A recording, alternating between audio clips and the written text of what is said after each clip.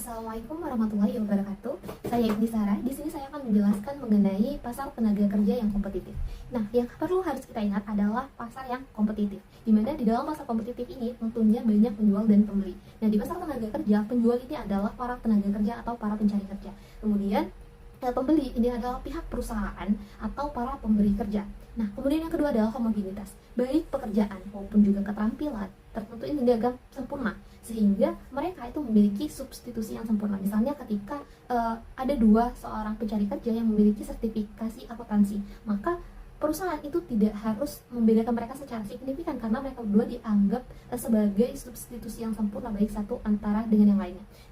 Kemudian yang tiga adalah memiliki informasi yang sempurna. Nah, dari pihak tenaga kerja, dia memiliki informasi yang sempurna seperti bagaimana persyaratan kerja, kemudian bagaimana kondisi perusahaan, kemudian bagaimana tingkat upah di sana, dan bagaimana peluang kerja yang ada. Kemudian di pihak pemberi kerja, mereka mengetahui kualifikasi dari tenaga kerja, kemudian keterampilan mereka, dan seberapa banyak para pencari kerja. Yang keempat adalah bebas keluar masuk pasar. Nah, dari pihak tenaga kerja itu mereka bebas untuk berhenti ataupun bekerja kembali, dan di pihak dari pemberi kerja itu mereka bebas untuk merekrut ataupun memberhentikan karyawan. Nah, yang kelima itu adalah upah itu akan ditentukan oleh pasar. Jadi upah di sini akan ditentukan oleh interaksi antara permintaan dan juga penawaran, sehingga tidak ada intervensi dari pihak lain. Nah, di dalam pasar tenaga kerja yang kompetitif, tentunya dari kedua belah pihak ini akan memaksimalkan keuntungan mereka masing-masing. Nah, prinsip invisible hand dari Adam Smith itu menjelaskan bahwa para pekerja tentunya akan berpindah ke perusahaan yang lebih menawarkan mereka benefit yang lebih baik seperti upah, kemudian kondisi yang lebih baik, sementara pemberi kerja itu akan merekrut para tenaga kerja itu sesuai dengan kebutuhan mereka. Nah, kedua kondisi ini akan menghasilkan sesuatu yang efisien, di mana tenaga kerja ini akan teralokasikan secara optimal tanpa adanya intervensi dari pihak orang lain. Baiklah, di sini kita akan membahas mengenai keseimbangan di pasar tenaga kerja yang kompetitif. Kalau misalnya kalian lihat gambar grafik di samping, sumbu horizontal itu menggambarkan jumlah tenaga kerja, sementara sumbu vertikalnya itu menggambarkan tingkat upah yang didapat oleh para tenaga kerja tersebut.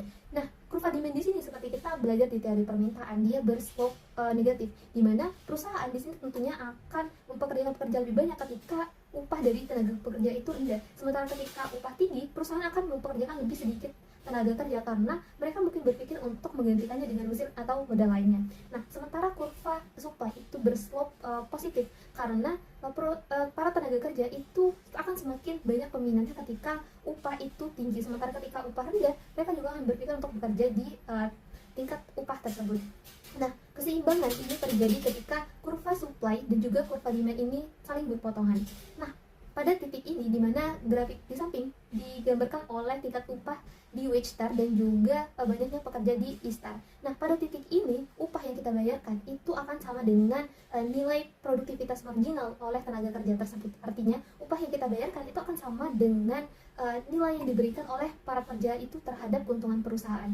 Nah, ketika perusahaan itu mempekerjakan pekerja lebih banyak daripada titik keseimbangan ini, misalnya digambar di samping disimbolkan dengan titik EH, maka di situ akan ada inefisiensi karena upah yang kita bayarkan untuk tenaga kerja itu akan lebih besar dibandingkan nilai yang mereka berikan kepada kita. Namun ketika perusahaan itu mempekerjakan pekerja lebih sedikit daripada titik keseimbangan, maka misalnya gambar di samping itu digambarkan oleh IL, maka hal ini akan membuat adanya keuntungan kita yang hilang. Artinya seharusnya kita misalnya dapat memiliki keuntungan 100.000, maka dengan mempekerjakan lebih sedikit tenaga kerja kita hanya mendapat keuntungan sebesar 50.000. Jadi di sini saya akan menjelaskan lebih dalam mengenai bagaimana upah dalam pasar tenaga yang kompetitif itu ditentukan dan juga bagaimana implikasinya terhadap perusahaan individu. Nah, pertama kita asumsikan dulu. Di sini misalnya ada perusahaan sedang. Nah, perusahaan sedang ini berada dalam pasar tenaga kerja yang kompetitif dan juga pasar produk yang kompetitif. Artinya, perusahaan ini merupakan perusahaan yang wage taker dan juga price taker. Di sini kita asumsikan price-nya dari produk yang dihasilkan oleh perusahaan adalah 5. Sementara wage atau upah di sini adalah sama dengan 10. Nah, kita asumsikan juga ini adalah short run, artinya perusahaan itu mengalami the law of diminishing return. Dan kita tahu bahwa the law of diminishing return itu kan diwakili oleh dua kolom ini, yaitu TPP dan juga MPP, di mana TPP ini adalah total physical product dan juga MPP ini adalah marginal physical product. Nah, dalam the law of diminishing return, setiap kita menambah semakin banyak pekerja, maka pada awalnya TPP dan juga MPP ini akan semakin meningkat. Namun seiring dengan bertambahnya lagi jumlah tenaga kerja kita, dia akan semakin lama akan semakin menurun. Nah, selanjutnya kita juga akan menghitung mengenai MRP atau marginal revenue product. Nah, MRP ini didapatkan dari hasil perkalian marginal revenue dengan marginal physical product. Nah, di dalam pasar kompetitif, marginal revenue itu kan sama dengan price. Artinya MRP ini akan sama dengan MPP dikalikan dengan price. Jadi 5 dikali 3 sama dengan 15, kemudian 5 dikali 5 sama dengan 25, dan seterusnya. Dan wage di sini adalah upah yang kita tentukan sebelumnya, yaitu 10. Nah, selanjutnya kita akan melihat bagaimana upah dalam pasar tenaga kerja yang kompetitif itu ditentukan dan bagaimana implikasinya itu terhadap perusahaan individual dan bagaimana perusahaan ini menentukan perekrutan dari tenaga kerja mereka. Nah, seperti yang saya jelaskan sebelumnya bahwa upah itu kan akan ditentukan oleh pasar. Jadi tingkat upah ini ditentukan dari kekuatan permintaan dan juga kekuatan penawaran. Jadi untuk di kurva pasar ini akan ada supply, ini atas lebar ya, dan juga akan ada kurva demand.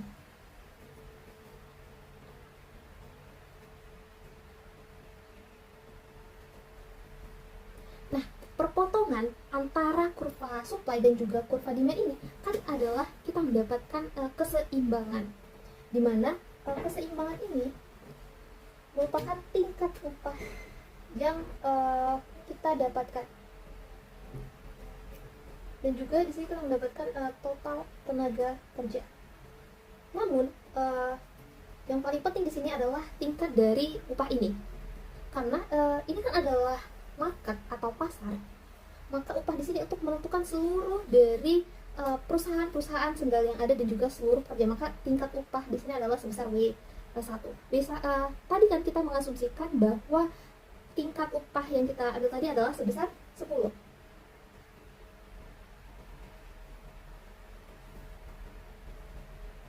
Nah, maka untuk perusahaan individual dia harus mengambil tingkat upah yang 10 ini karena tidak ada lagi pilihan gitu. Karena tingkat upah 10 ini sudah ditentukan oleh pasar, karena kita adalah sebagai wage taker. Berarti ini akan ada di tingkat W1 dengan 10. Nah, kan untuk menambah tenaga kerja, setiap penambahan tenaga kerja itu kan kita harus menambah 10 lagi dong, berarti untuk setiap tenaga kerja. Maka di sini untuk di individual firm itu akan sama dengan MC. Jadi marginal cost, pertambahan biaya yang harus kita keluarkan untuk menambah satu tenaga kerja itu kan sama dengan 10. Nah, di pasar persaingan sempurna, MC ini kan juga sama dengan HC of labor tentunya, dan juga sama dengan supply of labor, ya kan? Nah, selain itu kurva demand di dalam pasar persaingan sempurna itu kan sama dengan MRP. Jadi di sini MRP sama dengan demand. Bisa dilihat MRP sama dengan demand. Nah, perusahaan itu akan merekrut, meng-hire pekerja itu sampai di tingkat nilai dari yang didapatkan perusahaan itu sama dengan biaya yang mereka keluarkan. Berarti mereka kan akan mempekerjakan pekerja di tingkat sini.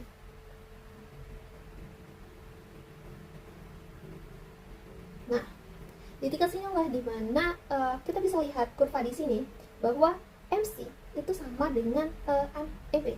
Maka jika perusahaan tadi saya menyebut jika perusahaan itu meng-hire lebih banyak para pekerja, misalnya di sini sebanyak 6 pekerja, maka nilai MRP, nilai yang kita dapatkan dari menambah tenaga kerja itu lebih sedikit daripada cost atau biaya yang kita keluarkan untuk tenaga kerja tersebut. Maka hal ini tidak akan menghasilkan efisiensi. Lebih jelasnya kita lihat dari tabel yang sebelumnya kita buat. Nah, perusahaan itu akan meng-hire tenaga kerja ketika MRP tadi kan sama dengan wage atau sama dengan marginal cost. Jadi MC di sini kan sama dengan wage. Jadi perusahaan itu akan meng-hire ketika MRP sama dengan wage. Nah, ketika perusahaan meng-hire lebih banyak, misalnya ke 6 tenaga kerja, maka nilai dari MRP kita yang kita dapatkan dari tenaga kerja itu akan lebih rendah daripada wage ya, atau upah yang kita harus bayarkan kepada tenaga kerja. Maka itu akan menghasilkan kerugian bagi perusahaan, dan itu tidak masuk akal untuk mempekerjakan pekerja lebih banyak dari titik keseimbangan. Bagaimana kemudian jika perusahaan mempekerjakan lebih sedikit pekerja daripada titik keseimbangan tadi?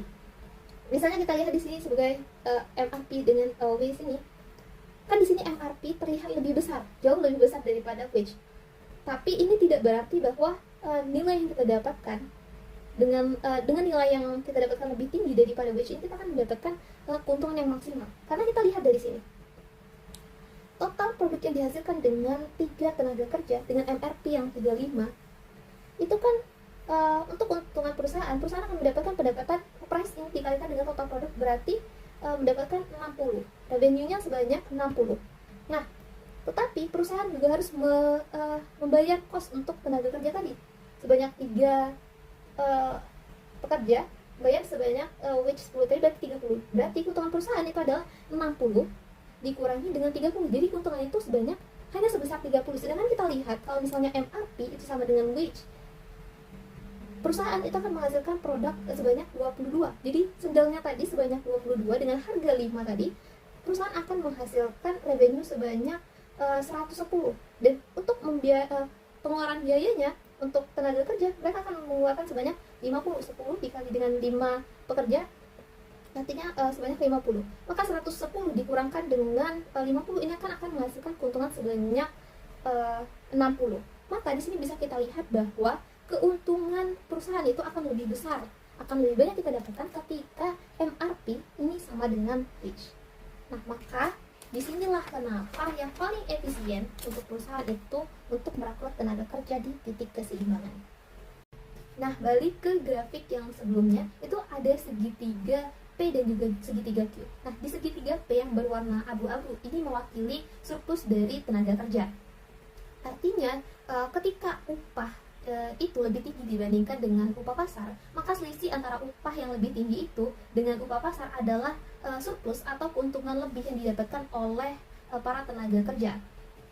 Sedangkan untuk segitiga Q ini adalah surplus yang didapatkan oleh produsen. Artinya ketika upah itu dibayarkan lebih kecil dibandingkan upah pasar, maka itu adalah keuntungan lebih yang didapatkan oleh perusahaan.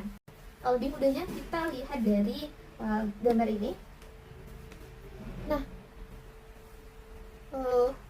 misal cara menghitung surplus konsumen itu kan, surplus konsumen sama dengan setengah dikalikan dengan base atau alas dikalikan dengan H atau tinggi. Nah, di sini kita kalau misalnya kita mau menghitung dari surplus konsumen, ibaratnya upah yang dibayarkan itu sebesar 15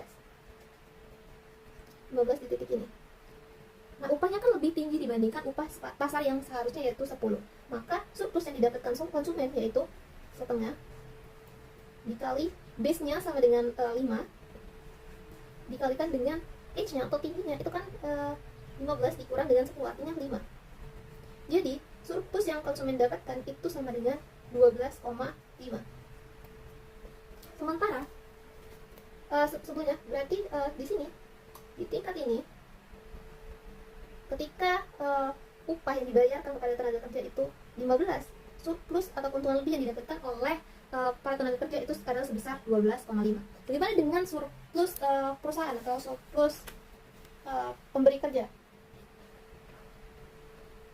Surplus perusahaan sama dengan setengah kali alas kali tinggi, karena itu rumus segitiga. Nah, ibaratnya perusahaan hanya membayar para tenaga kerja itu sebesar 5 di titik ini, maka surplus perusahaan itu adalah sebesar segitiga yang ini.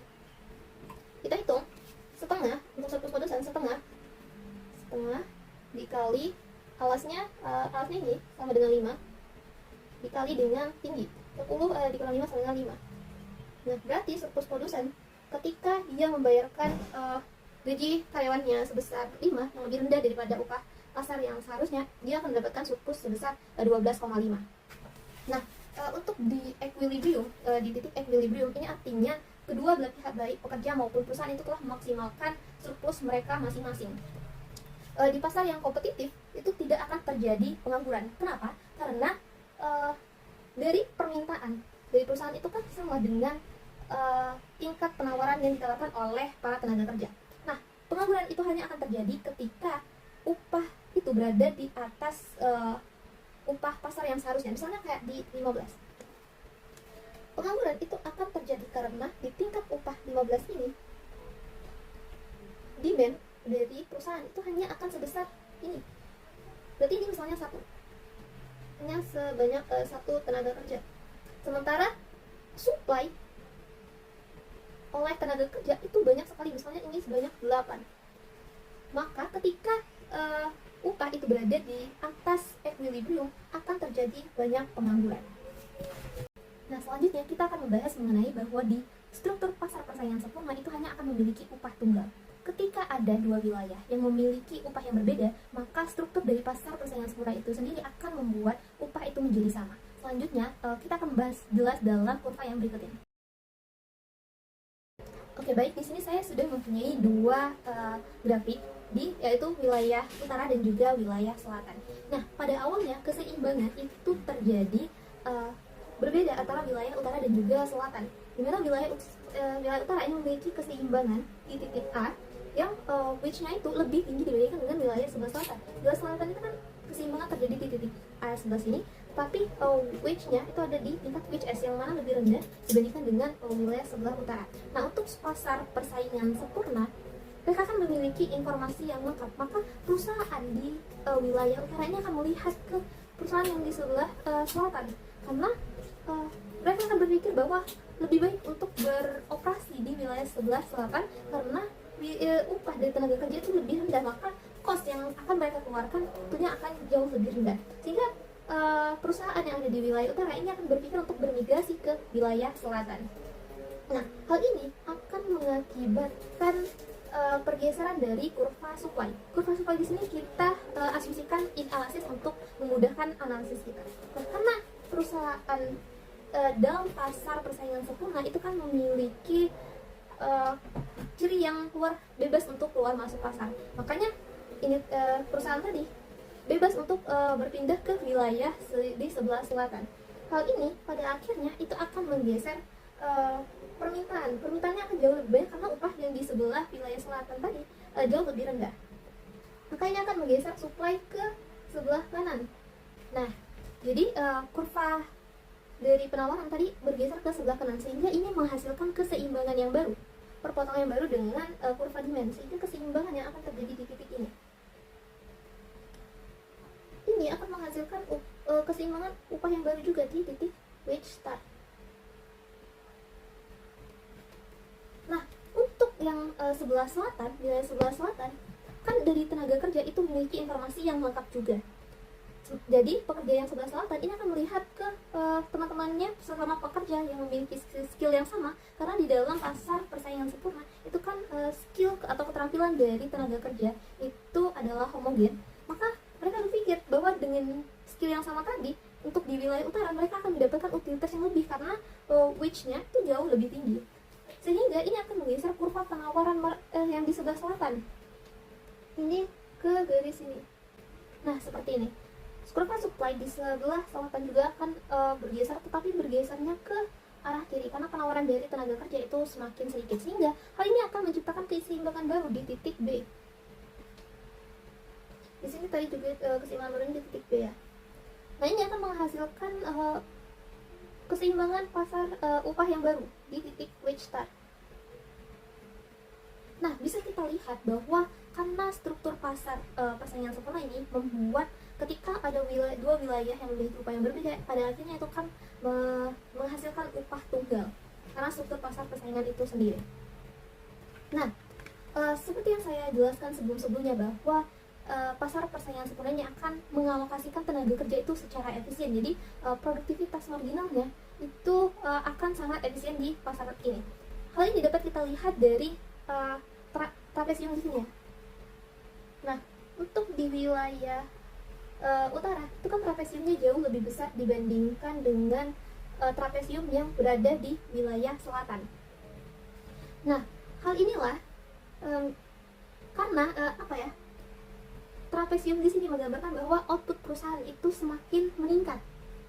Jadi yang sebelumnya hanya sebesar ini, output perusahaan ketika di masa persaingan sempurna, ketika telah terjadi penyesuaian upah tadi, maka outputnya akan semakin meningkat, sementara output yang di wilayah selatan itu akan berkurang. Namun, walaupun output di sebelah selatan ini berkurang, jika kita lihat dari kedua pasar, ini akan menghasilkan output yang bertambah di antara kedua pasar. Karena kalau misalnya di selatan itu trapesiumnya hanya sekecil ini, sementara penambahannya itu lebih besar daripada pengurangannya. Nah, hal inilah kan kalau misalnya di sebelah selatan itu hanya sekecil ini, jadi ini bisa kita ambil sebelah sini. Nah, ini di titik C. Nah, maka pertambahan output itu adalah sebesar segitiga ini, A, B, dan juga C. Inilah output yang dihasilkan lebih banyak dari adanya struktur pasar persaingan sempurna yang menyebabkan alokasi dari tenaga kerja itu semakin efisien.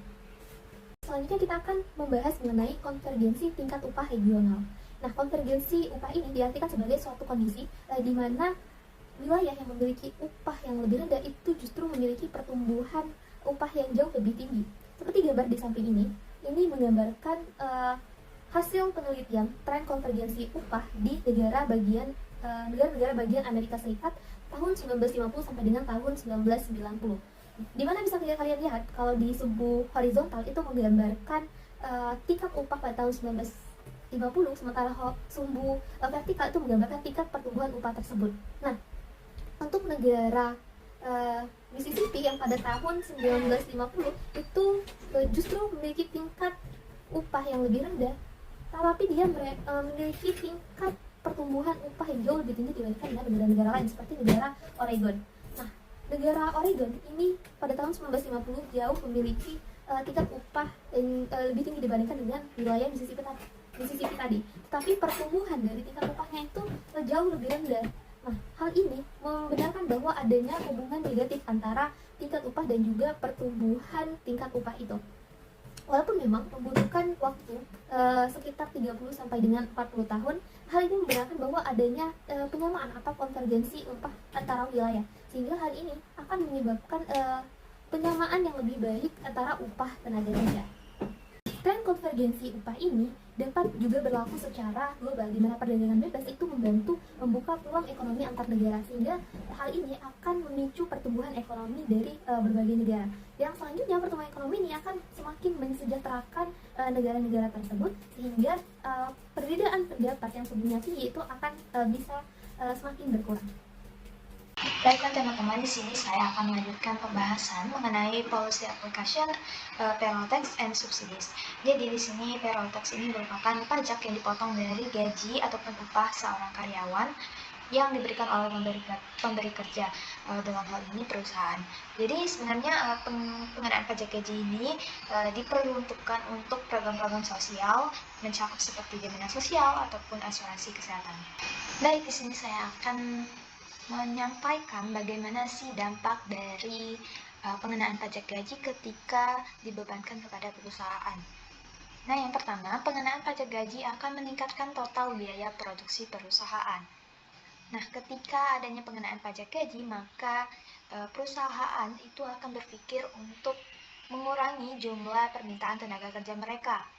Maka di sini pada gambar terlihat bahwa kurva permintaan itu bergeser ke bawah, yang sebelumnya berada di kurva permintaan D0 dengan titik keseimbangannya itu ketika W0 sebesar $10 dan juga L0 dengan titik keseimbangannya di titik A, dan juga ketika adanya pajak gaji maka titik keseimbangannya bergeser di titik B dengan upahnya sebesar W1 yakni $9,5 dan tenaga kerjanya berkurang menjadi L1.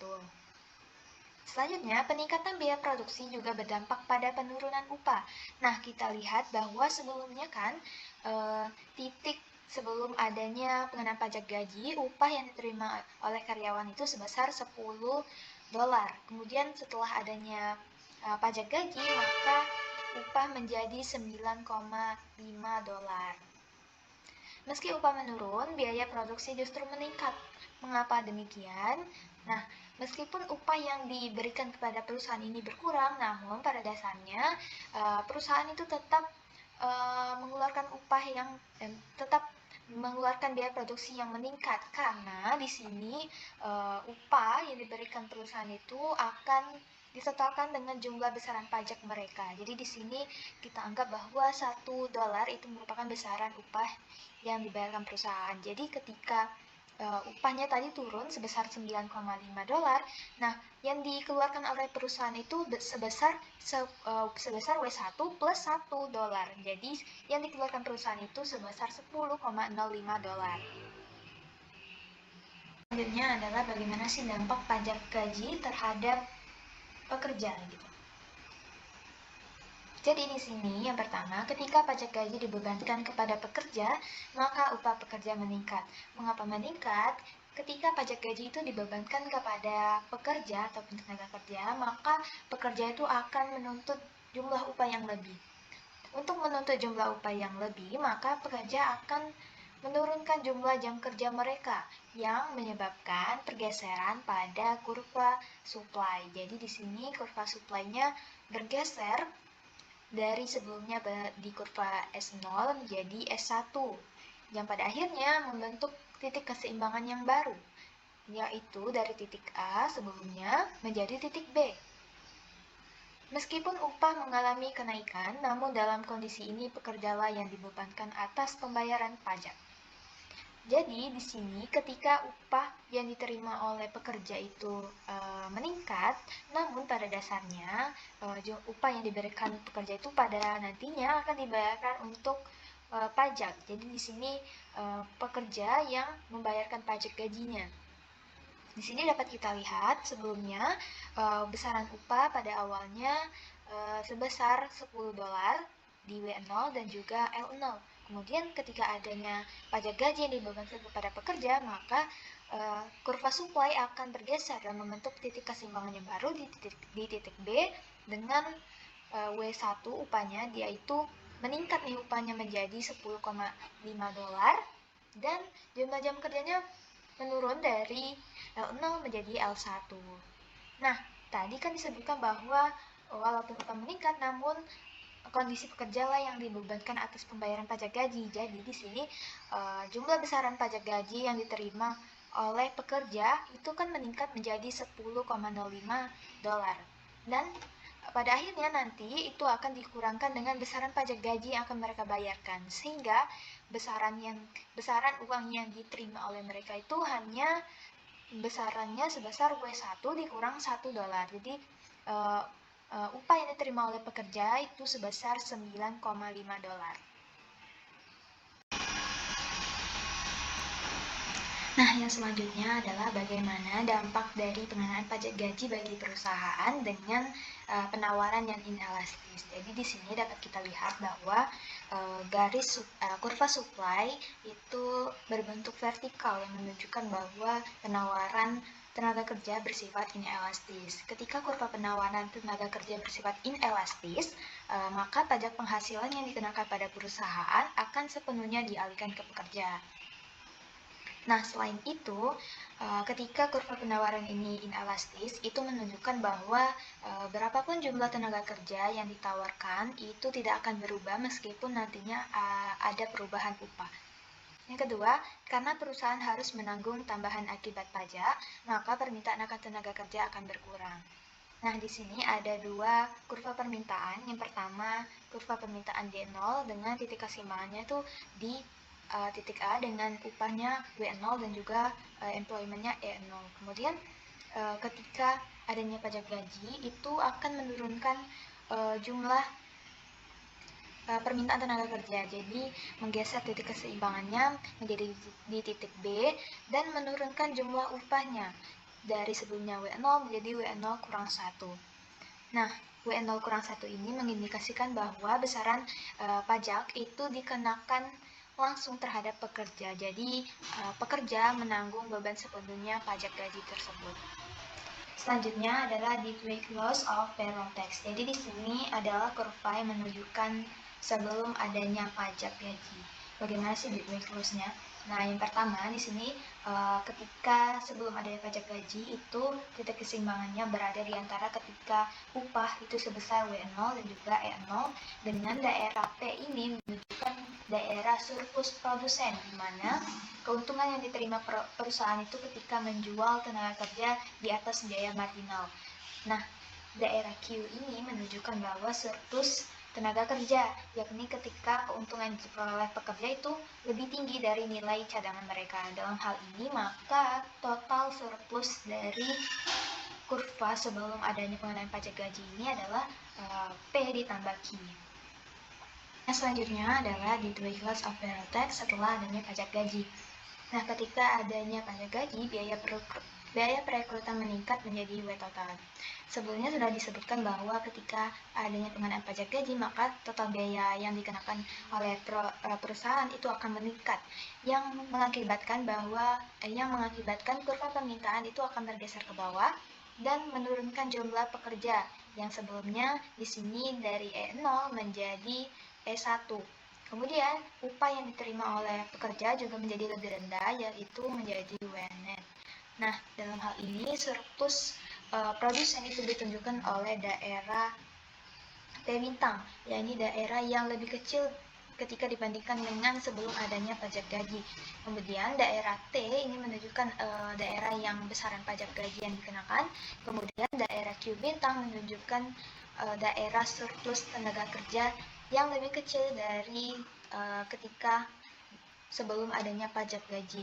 Nah, di sini ada daerah segitiga biru yang menunjukkan bahwa daerah deed loss. Yang selanjutnya adalah the impact of an employment subsidy. Nah, di sini kita akan melihat bagaimana dampak pengenaan subsidi bagi karyawan. Yang pertama, subsidi tenaga kerja pada dasarnya mengurangi biaya produksi bagi perusahaan. Nah, dalam hal ini ketika pemerintah memberlakukan adanya subsidi, maka perusahaan akan berpikir untuk meningkatkan jumlah permintaan tenaga kerja mereka karena biaya produksi yang akan mereka keluarkan itu akan lebih rendah. Nah, di sini dalam gambar itu menunjukkan bahwa kurva permintaan itu bergeser ke atas dari D0 menjadi D1 yang membentuk titik keseimbangan yang baru dari titik A menjadi titik B. Nah, dalam hal ini dapat kita lihat bahwa adanya kenaikan jumlah upah dari W0 menjadi W1 dan jumlah tenaga kerja juga turut meningkat dari E0 menjadi E1. Nah, selanjutnya meskipun upah yang diterima pekerja itu meningkat, upah yang sebenarnya dibayar oleh perusahaan justru menurun.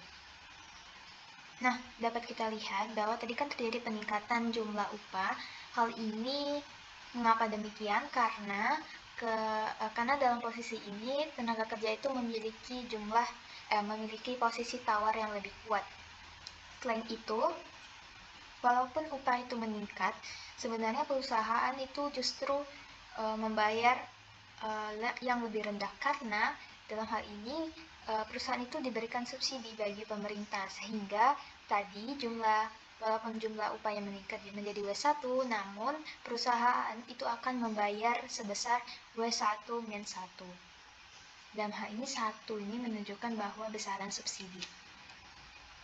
Adalah policy application payroll tax versus mandate benefits. Sebenarnya apa sih mandate benefits ini? Jadi mandate benefit ini bisa diartikan sebagai kewajiban ataupun persyaratan yang harus dipenuhi oleh perusahaan untuk diberikan kepada karyawannya.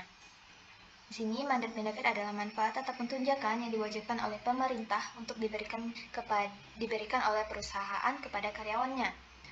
Mandat benefit ini juga dapat berupa tunjangan hari raya, program pensiun maupun cuti, ataupun bisa BPJS Kesehatan ataupun BPJS Ketenagakerjaan. Nah, bundle benefit ini bertujuan untuk melindungi pekerja dari resiko sosial seperti sakit, kecelakaan kerja, dan hari tua. Nah, dengan adanya mandat benefit, itu diharapkan kesejahteraan pekerja itu dapat meningkat. Nah, yang pertama, ini ada bagaimana dampak mandat benefit atau the impact of a mandat benefit. Yang pertama, ada biaya mandat lebih besar dari nilai yang dinikmati pekerja.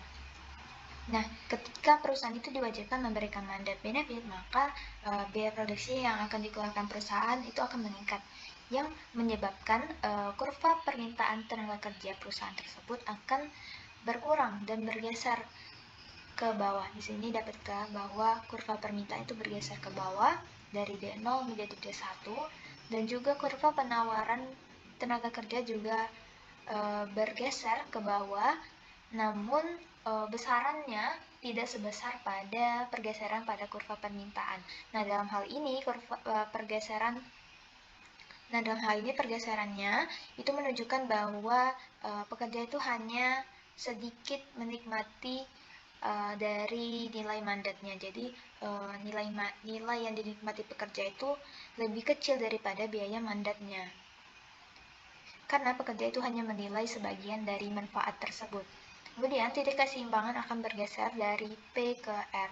Sini ketika kurva permintaan itu bergeser, titik keseimbangan sebelumnya itu dari P, dan titik setelahnya itu ada di titik R, yang menyebabkan penurunan pada upah dari W0 menjadi W bintang, dan dari jumlah tenaga kerja dari E0 menjadi E bintang. Yang selanjutnya adalah biaya mandat sama dengan nilai yang dinikmati pekerja. Dalam hal ini, nilai mandat yang diberikan pada pekerja sama dengan biaya tambahan yang ditanggung oleh perusahaan. Dalam artinya, biaya produksi yang dikeluarkan oleh perusahaan itu sebanding dengan nilai yang diterima oleh pekerja. Kemudian dapat kita lihat bahwa pergeseran pada kurva permintaan ataupun pada kurva supply tenaga kerja itu nilainya adalah sama ataupun jumlahnya sama. Gap antara kedua hal ini sama.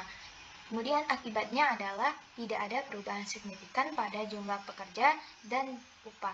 Dalam hal ini, titik keseimbangan baik itu sebelum ada nilai mandat maupun setelah ada nilai mandat itu bersifat tetap ataupun sama, sehingga perusahaan tidak berpikir untuk mengurangi jumlah tenaga kerja ataupun menurunkan jumlah upah. Selanjutnya itu ada policy application, the labor market, impact of immigration. Nah, jadi salah satu penyebab utama dari migrasi itu adalah keuntungan ekonomi dari perbedaan upah antar wilayah. Nah, kita ambil contoh, mungkin banyak orang dari negara berkembang itu pindah ke negara maju karena perbedaan upah yang signifikan. Mungkin di negara yang ingin dia tuju itu upahnya lebih tinggi dibandingkan dengan upah di negara tempat ia tinggal. Nah, berdasarkan Borjas 2016, dampak dari imigrasi pasar tenaga kerja di negara tujuan itu dibedakan menjadi dua. Yang pertama itu ada periode waktu, yaitu jangka pendek atau jangka panjang. Kemudian yang kedua itu ada hubungan antara pekerja asli, native, dengan imigran, yaitu apakah substitusi atau komplementer. Nah, dalam pasar tenaga kerja, substitusi sempurna itu terjadi ketika dua jenis tenaga kerja, native sama imigran, itu dapat saling menggantikan dengan mudah tanpa mempengaruhi produktivitas. Jadi mereka itu dianggap bisa saling menggantikan, sehingga akan merebutkan jenis pekerjaan yang sama dalam pasar tenaga kerja. Sedangkan kalau komplementer dalam pasar tenaga kerja itu berarti dua jenis tenaga kerja itu harus bekerja bersama untuk mencapai hasil yang optimal. Nah, yang pertama itu ada dampak imigrasi dalam jangka pendek ketika imigran dan penduduk asli adalah substitusi sempurna. Nah, ketika imigran dan penduduk asli adalah substitusi sempurna, maka kedua pekerja ini bersaing di pasar tenaga kerja yang sama. Nah, dengan adanya imigran, maka akan menambahkan jumlah tenaga kerja secara keseluruhan di pasar tenaga kerja tersebut. Akibatnya, kurva penawaran tenaga kerja itu bergeser ke kanan. Nah, pergeseran ini itu menggambarkan bahwa adanya peningkatan jumlah tenaga kerja yang tersedia. Sebelum adanya imigran, titik equilibrium itu berada pada titik upah awal dan jumlah tenaga kerja awal, yaitu pada titik W0 dan N0. Setelah adanya imigran, dengan lebih banyak tenaga kerja yang tersedia, maka persaingan untuk pekerjaan itu akan meningkat. Akibatnya, upah tenaga kerja itu turun dari W0 ke W1, dikarenakan banyaknya orang yang mencari kerja, sehingga lebih banyak yang bersedia kerja meskipun upahnya lebih rendah. Jadi naiknya penawaran tenaga kerja itu akan menggeser kurva penawaran ke kanan, yang artinya meningkatnya jumlah tenaga kerja dari N0 ke E1. N0 ke E1. Nah, jadi naiknya penawaran tenaga kerja itu akan menggeser kurva penawaran ke kanan, yang artinya meningkatnya jumlah tenaga kerja dari N0 ke E1 dan mengurangi upah dari W0 ke W1. Nah, peningkatan imigran ini itu akan mengurangi pekerja asli. Pada upah yang lebih rendah itu terjadi penurunan jumlah penduduk asli yang bekerja. Lebih sedikit pekerja penduduk asli yang mau bekerja dengan upah yang lebih rendah, sehingga pekerja penduduk asli itu justru turun dari N0 menjadi ke N1. Nah, dalam artian imigran itu mengambil pekerjaan penduduk asli dengan mengurangi upah penduduk asli tersebut. Yang kedua itu ada dampak imigrasi dalam jangka pendek ketika imigran dan penduduk asli adalah komplement. Nah, perlu kita tahu bahwa di sumbu vertikal itu menunjukkan tingkat upah, yaitu jumlah uang yang dibayarkan kepada pekerja. Sedangkan di sumbu horizontal itu ada employment, yaitu menunjukkan jumlah tenaga kerja, dan itu tuh udah termasuk tenaga kerja penduduk asli dan imigran. Nah, pasar tenaga kerja dalam gambar ini itu menunjukkan penawaran tenaga kerja dan permintaan tenaga kerja dari pekerja asli. Ketika imigran dan pekerja penduduk asli itu bersifat komplement, mereka bekerja di bidang yang saling melengkapi daripada saling bersaing secara langsung. Contohnya mungkin imigran itu bekerja di pekerjaan dengan keahlian rendah, low skill. Nah, sedangkan penduduk asli itu bekerja di posisi keahlian lebih tinggi, high skill. Akhirnya, dengan adanya imigran, produktivitas pekerja asli itu meningkat karena pekerjaan-pekerjaan mereka menjadi lebih efisien. Ketika imigran membuat penduduk asli lebih produktif, maka kurva permintaan itu akan bergeser ke kanan. Akibatnya, upah penduduk asli itu lebih tinggi dan terjadi peningkatan lapangan kerja penduduk asli dari N0 ke N1. Hal ini karena imigran itu menambah jumlah tenaga kerja dan meningkatkan efisiensi pekerjaan yang dilakukan pekerja asli. Nah, keseimbangan awal pasar tenaga kerja itu terjadi di titik N0 dan W0. Setelah adanya imigran, terciptanya titik keseimbangan baru yaitu pada N1 dan W1. Nah, perpindahan kurva permintaan itu diikuti dengan meningkatnya upah. Upah penduduk asli itu lebih tinggi daripada sebelumnya, yaitu dari N0 ke W0 menjadi N1 ke W1. Kemudian selanjutnya itu ada dampak imigrasi dalam jangka panjang ketika imigran dan penduduk asli adalah substitusi sempurna. Nah, dalam jangka panjang, imigran dan pekerja asli berkompetisi pada pasar tenaga kerja yang sama, jadi saling menggantikan. Pada tahap awal imigrasi akan menaikkan penawaran tenaga kerja yang berdampak pada turunnya tingkat upah. Jadi, supply bergeser ke kanan. Akibatnya upah turun dari W0 ke W1. Jangka panjang memungkinkan model berkembang karena perusahaan memanfaatkan biaya tenaga kerja yang upahnya lebih murah. Nah, dalam kondisi ini akan diikuti kenaikan permintaan tenaga kerja. Jadi, demand akan bergeser ke kanan. Kenaikan permintaan tenaga kerja itu mengakibatkan upah akan menurun menuju W1 dan pekerjaan akan bertambah menuju titik N0 plus immigrants. Tingkat upah naik kembali ke tingkat mula-mula yang tadinya turun ke W1 ketika demand bergeser akan naik ke W0. Nah, pada jangka panjang ini akan terjadi kenaikan pekerja sebesar banyaknya imigran yang masuk. Pekerja akan bertambah menuju titik N0 plus immigrants. Selanjutnya ada permintaan jangka pendek tersirat oleh eksperimen yang berbeda. Nah, jadi grafik ini menampilkan dua kurva permintaan tenaga kerja jangka pendek yang dihasilkan dari dua eksperimen alami yang berbeda. Jadi ada Mariel Botley dan eksperimen upah minimum New Jersey, Pennsylvania. Nah, kedua kurva ini menggambarkan hubungan antara upah dan jumlah tenaga kerja yang diminta dalam kondisi pasar tertentu. Bagian A itu ada analisis data yang dihasilkan dari eksperimen alami Mariel yang menyatakan bahwa peningkatan imigrasi tidak mempengaruhi upah, sehingga kurva permintaan tenaga kerja jangka pendek itu sempurna elastis. Nah, perlu kita tahu dulu bahwa apa sih Mariel Botley ini? Nah, jadi pada tahun 1980 itu ada peristiwa besar namanya Mariel Botley. Nah, waktu itu banyak orang Kuba pindah ke Miami dalam waktu singkat. Hal ini bikin tenaga kerja di Miami, khususnya pekerja yang nggak punya keahlian khusus atau low skill, tiba-tiba bertambah banyak. Nah, ekonom David Card itu meneliti apa yang terjadi di pasar tenaga kerja Miami setelah ini. Biasanya kan kalau tenaga kerja tiba-tiba banyak, logikanya upah bakal turun karena banyak orang yang bersaing untuk pekerjaan yang sama. Tapi ternyata upah di Miami nggak berubah banyak, bahkan tingkat pengangguran juga tetap stabil.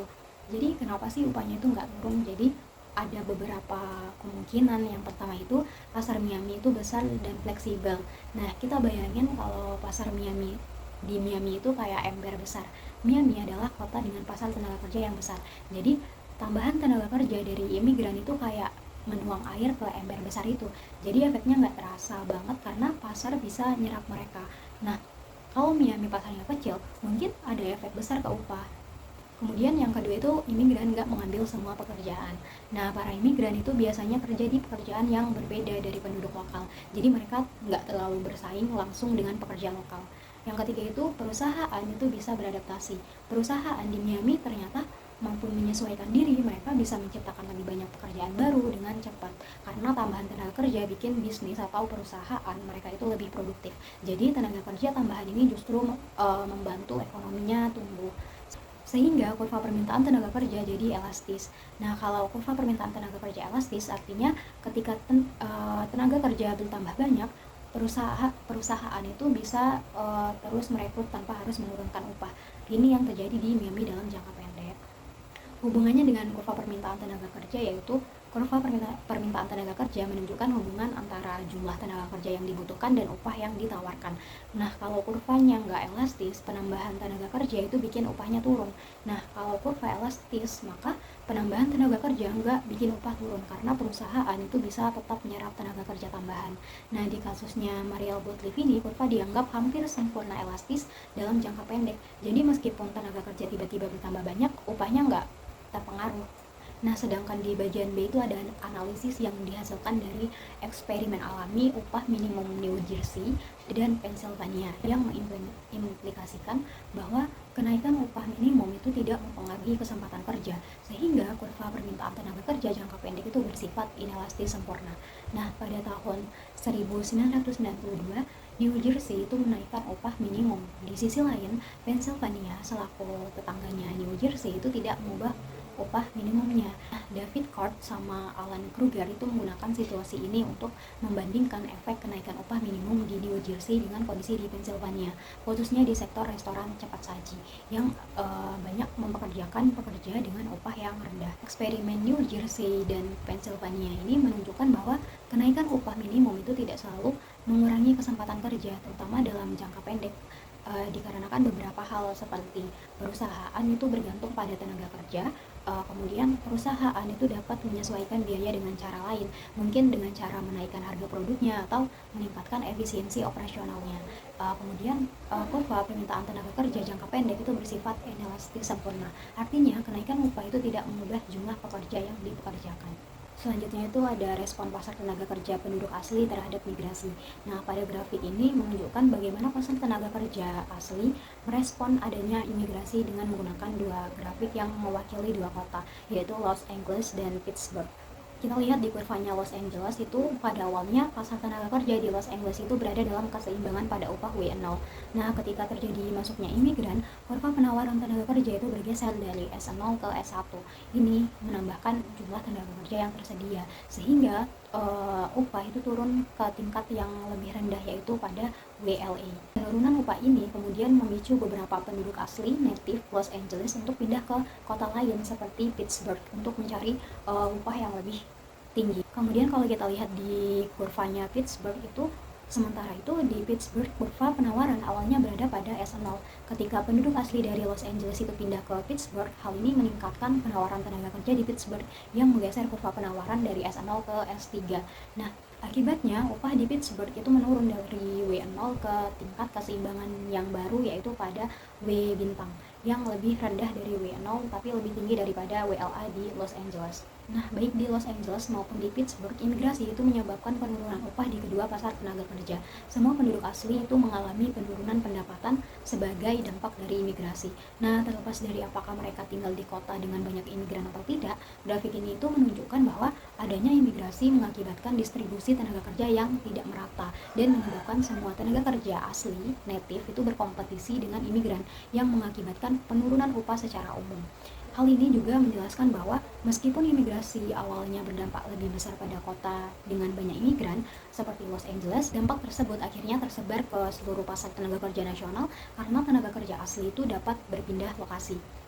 Nah, dari presentasi ini kita bisa simpulkan bahwa dalam pasar tenaga kerja kompetitif, keseimbangan antara penawaran dan permintaan tenaga kerja memastikan efisiensi maksimal dan keuntungan ekonomi total yang optimal. Nah, kebijakan seperti payroll tax, subsidi, manfaat wajib, dan faktor imigrasi itu memiliki pengaruh signifikan terhadap pendapatan pekerja, biaya perusahaan, dan stabilitas pasar.